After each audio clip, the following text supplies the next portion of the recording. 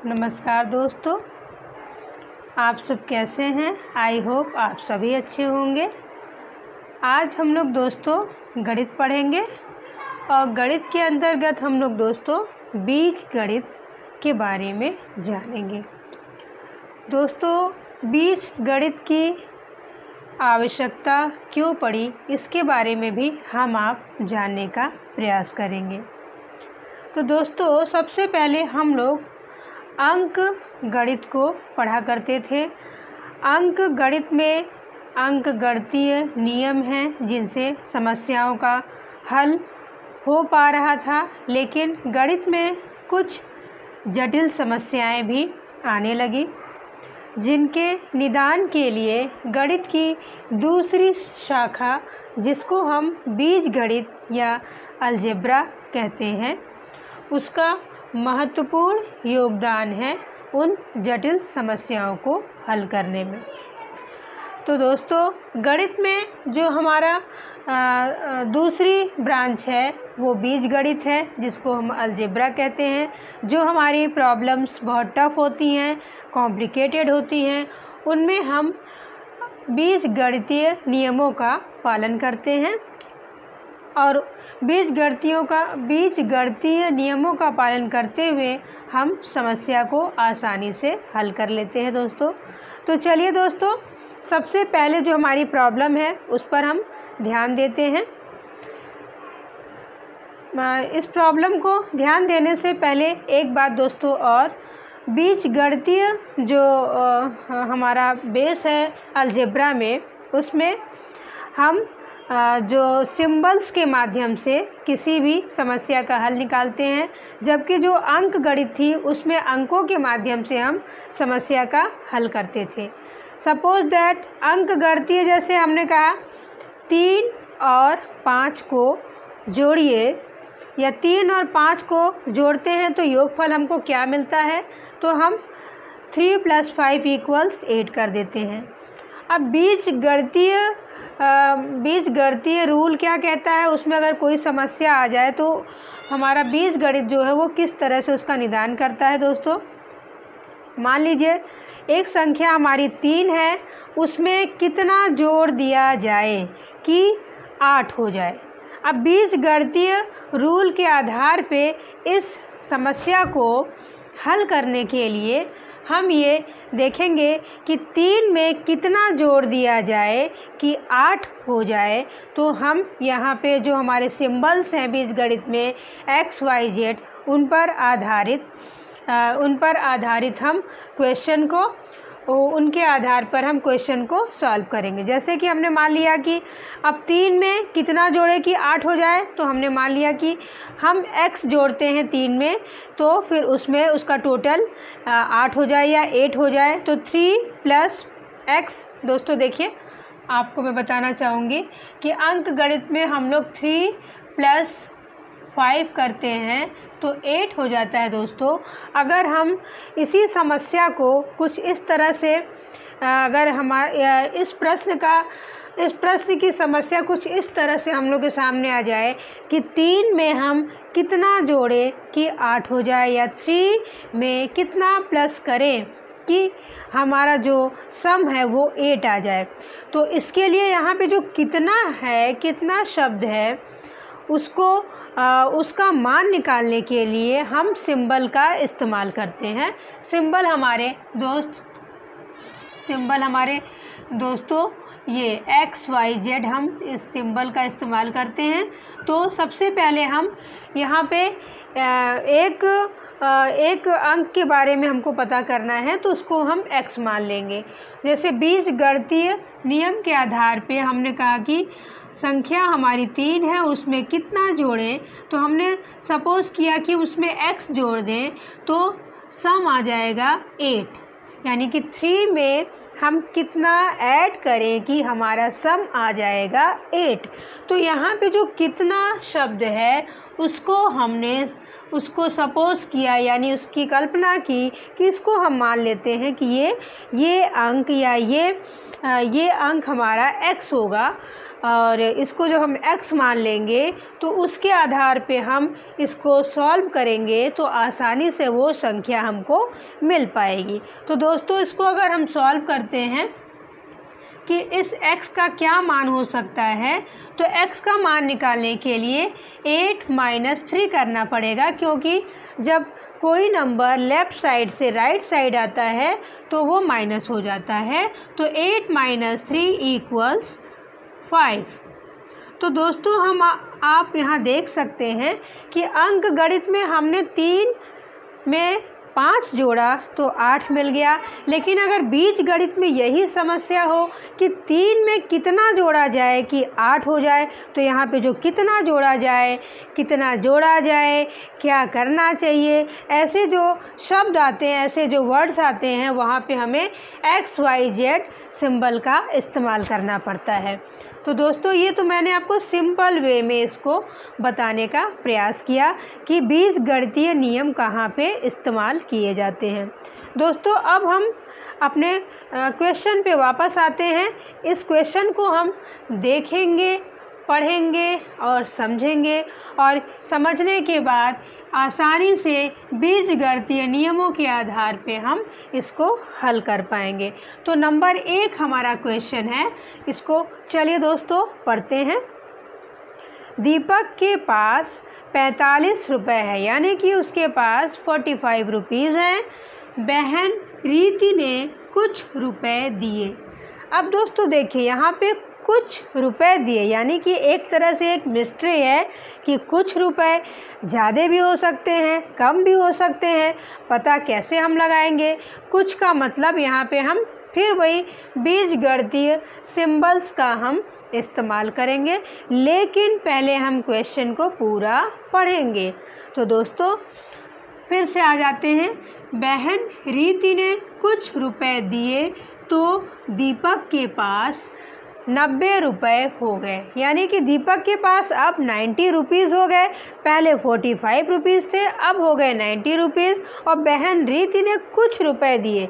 अब कुछ रुपए तो हम आप नहीं जान पा रहे हैं, इसको जानने के लिए हमें सिंबल का इस्तेमाल करना पड़ेगा, यानी कि सपोज़ करना पड़ेगा, मानना पड़ेगा कि जो बहन ने रुपए दिया होगा, बहन रीति ने जो उसको रुपए दिए होंगे, उसको हम x मानते हैं। और जब हम x मान लेंगे तो उसी x को आधार बना के हम क्वेश्चन को सॉल्व करेंगे, तो वो रुपए हमको मिल जाएंगे। ठीक है दोस्तों, तो एक बार फिर से हम इस प्रश्न को पढ़ते हैं। दीपक के पास 45 रुपये है, बहन रीति ने कुछ रुपए दिए, कुछ को यहाँ पे हम x मानेंगे, तो दीपक के पास 90 रुपये हो गए, यानी कि 90 रुपीज़ उसके पास टोटल हो गए। तो बताइए रीति ने कितने रुपए दिए थे? तो दोस्तों, यहाँ पे हम पहला क्वेश्चन सॉल्व करने जा रहे हैं।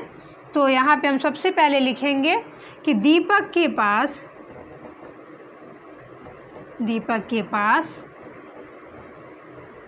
45 रुपये है। माना कि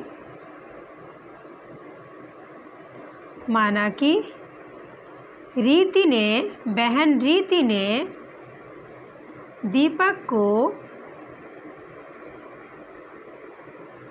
दिए x रुपए।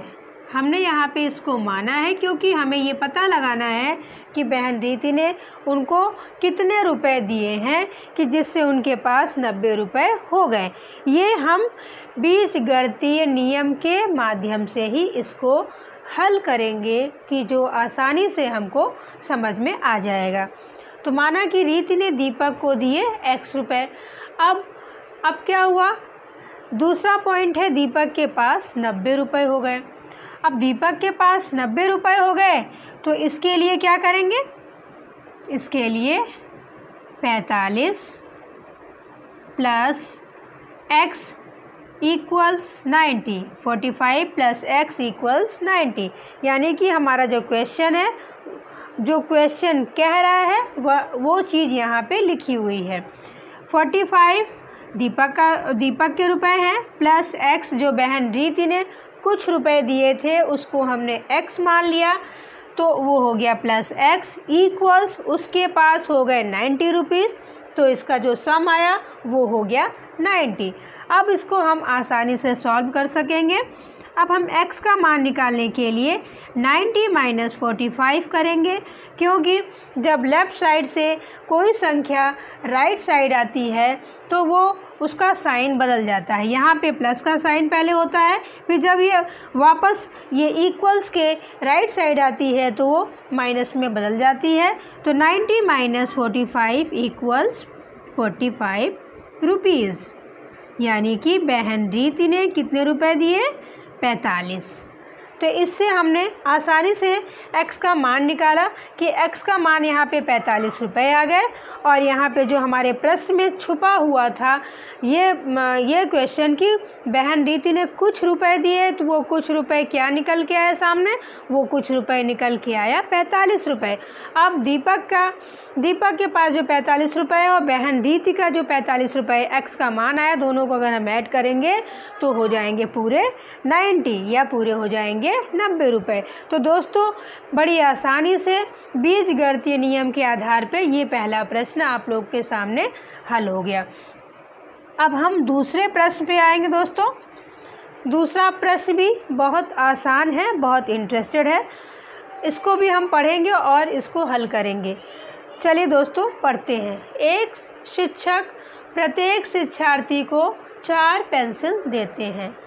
एक टीचर हैं जो क्लासरूम में पर स्टूडेंट 4 पेंसिल डोनेट करते हैं। यदि कक्षा में शिक्षार्थियों की कुल संख्या x है, मान लीजिए कि उस क्लासरूम में स्टूडेंट्स की संख्या, नंबर ऑफ स्टूडेंट्स कितने हैं? x है। तो बताइए कि शिक्षक शिक्षार्थियों को कितनी पेंसिलें देंगे? तो आप ये बताइए कि जो टीचर है पर स्टूडेंट कितने पेंसिल डोनेट करेगा। तो यहाँ पे दोस्तों बहुत सिंपल है कि हमारे स्टूडेंट्स की संख्या x है, इसको हम लोग सॉल्व करते हैं।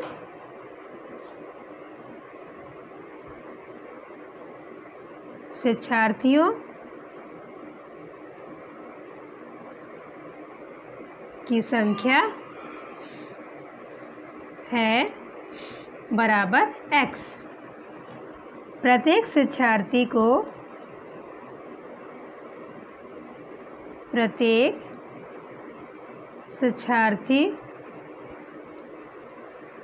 शिक्षार्थियों को 4 पेंसिल दी जाती है।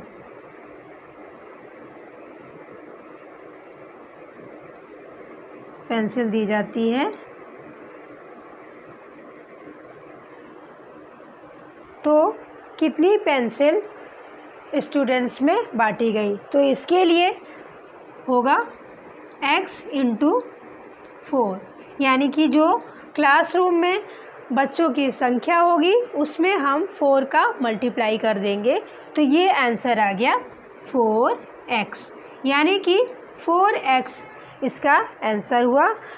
शिक्षक शिक्षार्थियों को कितनी पेंसिलें देंगे? 4x। जितनी क्लासरूम में स्टूडेंट्स की संख्या होगी, टोटल नंबर जितना स्टूडेंट्स का होगा, और उसमें पर 4 पेंसिल को मल्टीप्लाई करेंगे तो वो हमारी संख्या मिल जाएगी हमको। ये इसका आंसर हुआ। दोस्तों नंबर 3, ये सेकेंड, ये नंबर 3 क्वेश्चन पे हम लोग ध्यान देते हैं। शिवानी राधिका की छोटी बहन है। शिवानी राधिका से 5 वर्ष छोटी है। क्या आप शिवानी की आयु को राधिका के आयु के पदों में व्यक्त कर सकते हैं? यानी कि इसको हमें सिंबल्स में बताना होगा। तो यहाँ पे इसका आंसर इस तरह से हम देखेंगे। मान लीजिए पहले शिवानी की आयु को मान लेते हैं। शिवानी की आयु x वर्ष है या x ईयर है, माना कि माना कि शिवानी की आयु x वर्ष है, राधिका की आयु y वर्ष है। अब समस्या कहाँ है प्रश्न में और उस समस्या का निदान कैसे होगा? समस्या यहाँ पे ये है कि पहला पॉइंट ये है कि शिवानी जो है राधिका की छोटी बहन है, तो जाहिर सी बात है कि राधिका से शिवानी की उम्र जो होगी वो कम होगी। दूसरा पॉइंट है शिवानी राधिका से 5 वर्ष छोटी है।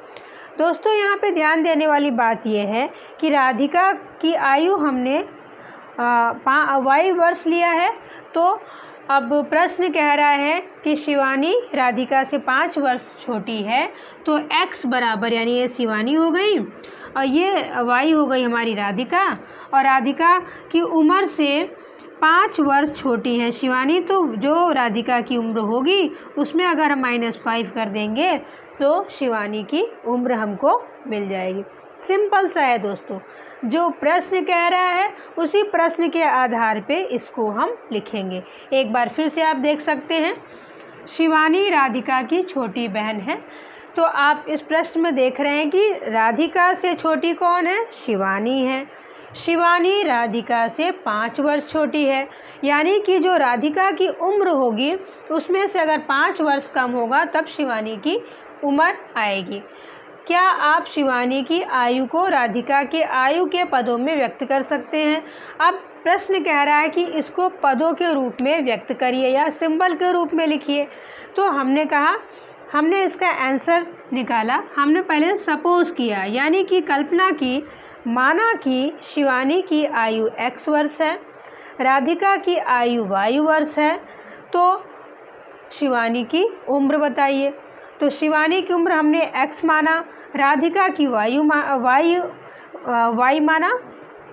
अब राधिका की उम्र अगर y है तो जाहिर सी बात है कि हमारा प्रश्न कह रहा है कि उस राधिका से 5 वर्ष छोटी है, तो -5 लिखेंगे। दोस्तों यहाँ ध्यान देने वाली बात ये है कि राधिका से 5 वर्ष छोटी है तो माइनस होगा, और अगर इसी प्रश्न में राधिका से शिवानी 5 वर्ष बड़ी होती तो वहाँ पे यहाँ पे प्लस का साइन होता दोस्तों।